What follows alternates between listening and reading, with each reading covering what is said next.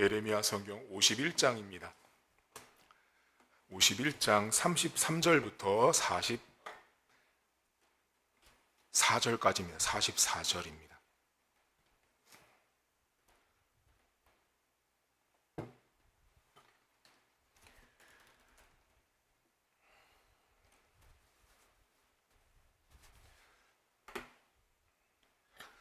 예레미야 성경 51장 33절에서 44절입니다. 만군의 여호와 이스라엘 하나님께서 이와 같이 말씀하시되 딸 바벨론은 때가 이른 타작마당과 같은지라 멀지 않아 추수 때가 이르리라 하시도다.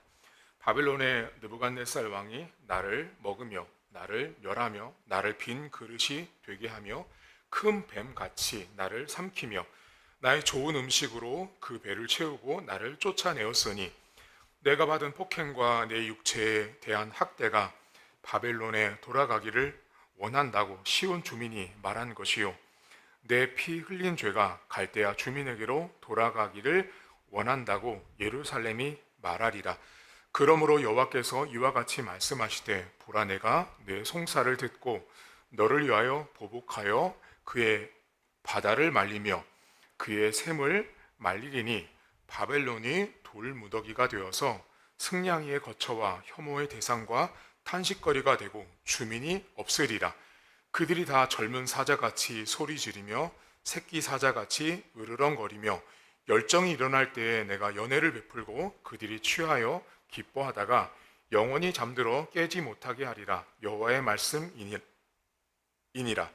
내가 그들을 끌어내려서 어린 양과 순양과 순염소가 도살장으로 가는 것 같게 하리라. 슬프다. 새싹이 함락되었도다. 온 세상에 칭찬받는 성읍이 빼앗겼도다. 슬프다. 바벨론이 나라들 가운데 황폐하였도다.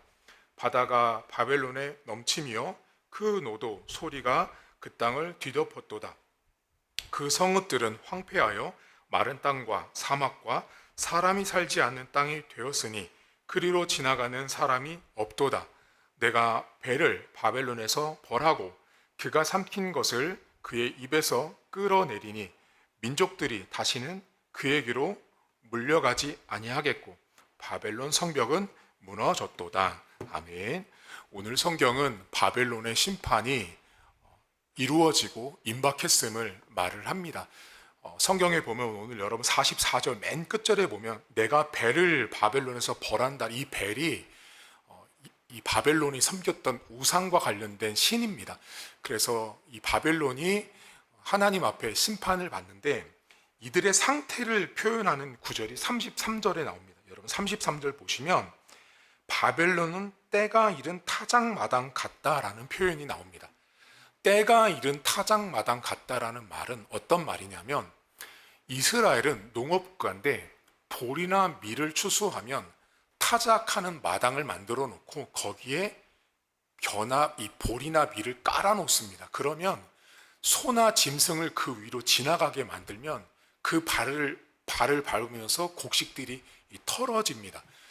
그러면 타작마당에 곡식이 같다라는 건 오늘 성경은 곡식이 많아서 풍성하고 부요함을 말하고 싶은 게 아니고 곡식 거둘 추수 때가 다 된 그 때를 더 강조하고 싶은데 지금 바벨론이란 나라가 멸망이 그렇게 임박했다, 가까웠다라는 말을 하고 있는 것입니다. 그러면 여기 타작마당에 이른 이 추수 때가 다 된 곡식을 잠깐 생각하셔야 바벨론을 이해할 수 있는데 올해 만약에 제가 밀이나 그 보리를 추수했어요. 그러면 올해 추수한 보리와 밀은 올해 거예요. 올해 거.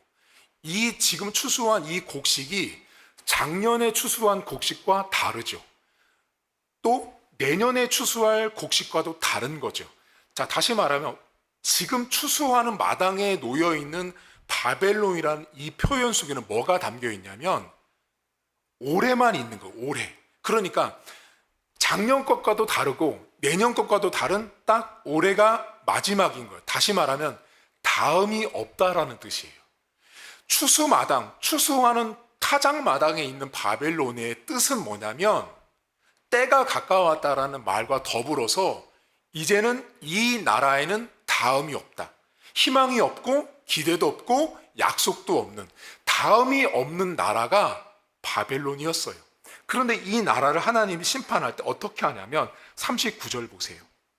39절에 이 말씀을, 이거는 이제 이 목회자들이 설명 안 하면 성도들은 모르는 건데요.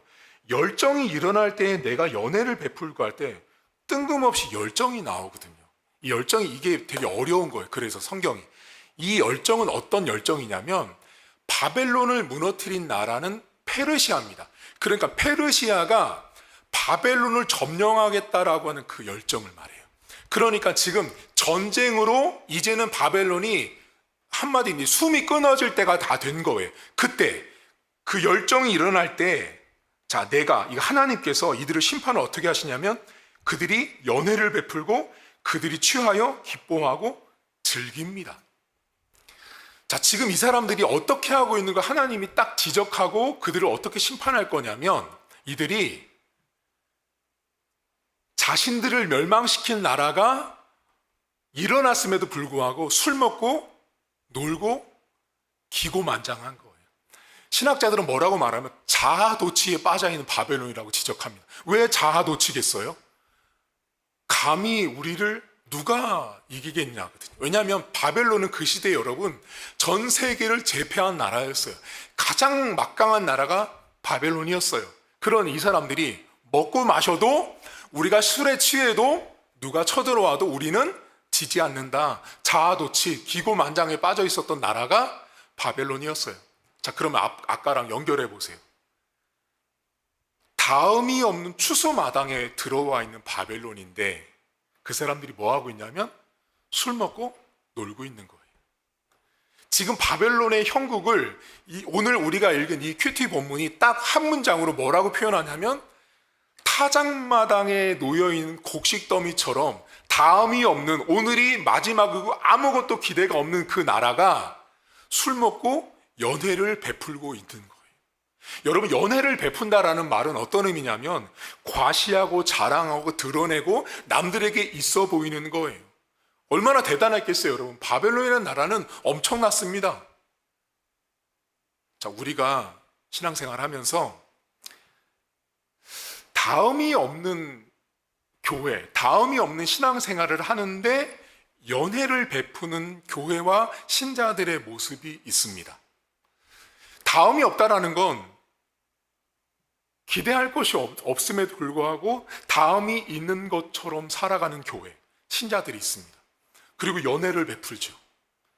가장 대표적인 예를 제가 딱 설명드리면 여러분 이해하기 쉽습니다. 만약에 이런 교회가 있기도 하고요, 실제로 일어나서 교회가 무너진 데도 많습니다.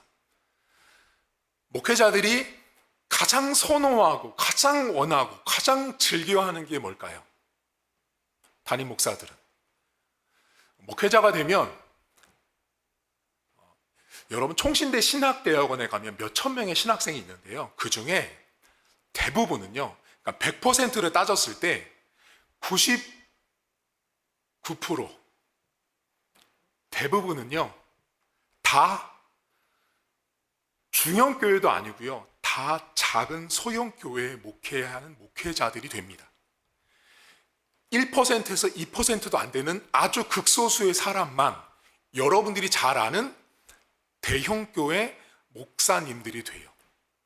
자, 그러면 목사들이 담임 목회가 딱 되면 뭐를 하려고 하냐면 성도들에게 이렇게 말합니다. 여러분, 100석이 되는, 500석이 되는, 1000석이 되는 교회를 건축합니다. 그럼 여쭤볼게요. 자, 500석에 해당되는 교회를 건축하고 1000석에 해당되는 비전센터를 건립했다라는 건 그 다음은 뭐가 있어야 돼요? 다음은 500명이 필요한 거예요. 1000명이 필요한 다음이 있어야 되는 거예요. 지금 바벨론이라는 나라는 다음이 없다고요. 타작마당에 놓여있다라는 건 다음이 없는 거예요. 다음이 없는데 이 사람들이 뭐 하냐면 다음이 있을 것처럼 하는 연회를 베푼 것이 제가 보는, 목회자로 보는 이 시대 교회 건축입니다. 화려하죠? 높이 올라가고 번듯하고요, 누가 봐도 화려한데 그것은 제가 볼 때 연회를 베풀고 있는 바벨론의 모습과 다르지 않다라고 저는 보고 있습니다. 여러분들 삶에도 다음이 없거든요. 자, 예를 들면 내가 기도 응답이 있기 위해서는 그 전에 뭐가 있어야 되는지 아세요? 기도가 있어야 응답이라는 다음이 있는 거예요. 어떤 사람이 몸이 너무 허약해요. 근데 이 사람은 남들에게 자기의 허약한 모습을 보여주기 싫어가지고 여기 온갖 것들을 다 집어넣고 우람한 체격처럼 과장해서 나왔어요. 근데 그 사람은 벗겨보면 뼈밖에 남지 않은 거죠. 다음이 있는 것처럼 자기를 연애하고 포장한 거죠. 그럼 여러분, 이 성경을 잘 보세요. 다음이 없다라는 걸 다음이 있는 것처럼 행세하는 게 답이 아니고요. 다음이 없음을 받아들이고 인정하는 게 답인 거예요. 제가 만약에 설교 준비를 매일같이 하고 있는데 제가 여러분들에게 설교를 할 다음이 없어요. 바닥이 다 났어요. 그럼 저는 뭐부터 해야 되는 거예요? 여러분, 제가 이제 여러분들에게 드릴 설교가 바닥이 나서 없습니다를 인정하고 저는 뭐부터 해야 되냐면 공부해야 되는 거예요. 공부하고 연구해야 되는 것이 출발인 거예요. 근데 다음이 있는 사람처럼 하기 위해서 다른 것의 설교를 가져와서 여러분들에게 보여주는 건 다음 있는 척 연애를 베푸는 모습과 같습니다. 오늘도 많은 신자들과 교회들이 타작마당에 있으면서 다음이 없는 인생을 살면서 자꾸만 연애를 베풀어 갑니다. 여러분, 연애 베푸는 거 너무 좋아하지 마세요. 연애 베풀고 화려해 보이고 좋아 보이는 것이 답이 아닙니다. 500석, 1000석 만드는데요. 빚 없이 교회 짓는 교회 보신 적 있으세요? 없습니다. 제가 지금까지 평생 살면서 하다못해 내 집을 하나 지어도 은행 융자를 끼고 집을 짓습니다. 하물며 수십억에 들어가는 교회를 짓는데 그 교회를 1000석을 지어놓고 수십 년이 가도 1000석이 안 되는 교회를 만들어 놨다면 그건 그 담임 목사의 치적과 공로와 연애밖에 안 되는 거예요. 그럼 고스란히 그 책임은 누가 떠안아요? 성도들이 다 떠안는 거예요. 저는 예전부터 교회를 건축하는 것에 있어서 매우 부정적인 사람이었습니다. 왜냐하면 오카넌 목사님이 서초동의 사랑의 교회를 하실 때 하도 사람이 많아서 그 계단까지 줄을 서서 앉아서 예배를 드렸대요.